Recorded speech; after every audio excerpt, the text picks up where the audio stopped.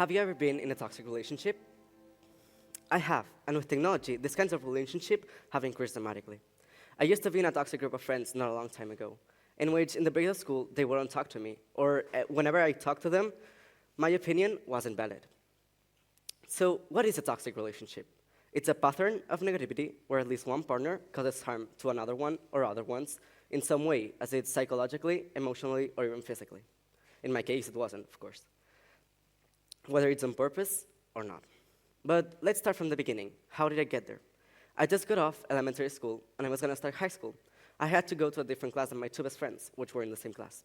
Instead, in my class, there was this other girl that was also in my elementary school that I didn't really like, as she was always in my space, always bothering, always talking to me, and I felt kind of overwhelmed by her presence. But whenever you're in a toxic relationship, the first thing you have to do is detect it. So to do that, I had to be a little bit careful, and I had to look at the relationship from outside.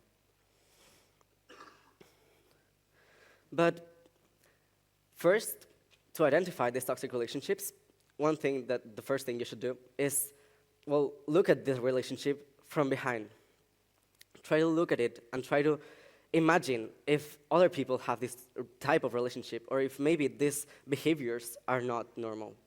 Second, if you can change it by talking to this person or people, that's something you should do, as you can improve your relationship. You can always improve relationships, whether they are toxic or not. Third, if you know you cannot improve the relationship, or if you talk to this person or people, it won't behave well, and it can get worse and worse, cut the relationship you have with them by maybe sending a message, as I did, or by sending them an email. Talking to them, of course, it's the most difficult way, but it's also the best way. And if not, maybe you can write them a letter and give it to them. Third, if you cannot change it, cut the relationship you have, and then later have bad times. This, in my opinion, is the most difficult one. It's the most difficult part, and it's also the best part, as from bad times, and bad times being alone, is from where you will learn the most. As I had to be about a month and a half completely alone. Well, not completely, but I had to be alone as I felt alone. As in the groups, they wouldn't really accept me, as the groups were already made. I had to be from group to group, trying to be in the group without having been in the group already.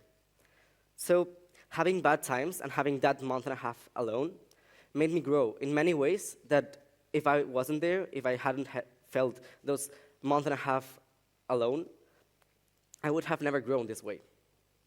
So finally, the last thing, after having those bad times, after having those horrible nights, not sleeping and thinking about what you've done wrong, which is nothing because it's the fault of the toxic person, then you realize that everything is better when you start growing, when you start being your true self, and when you start being with yourself the best relationship you can have, which is, of course, with yourself. You cannot have a better relationship with anyone, as the person that knows you the best is you. So with this,